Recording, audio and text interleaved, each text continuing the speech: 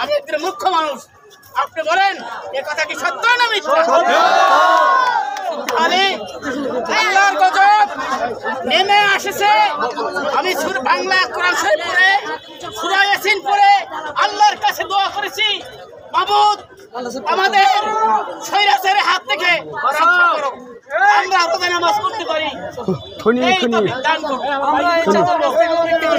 এখন শুনবো আপনি কাকে ভালো মনে করেন যে এখানে সরকার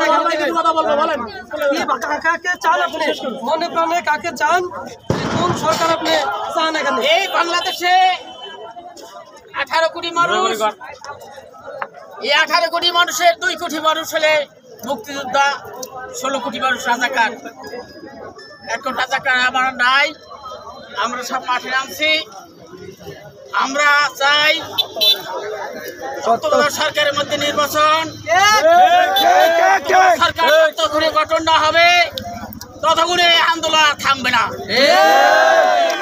যতক্ষণে সুস্থ নির্বাচন না হবে বাংলার মাটিতে, এই বাংলার জমিনে, ততদিনে বাংলাদেশের কিছু হতে দেওয়া হবে না।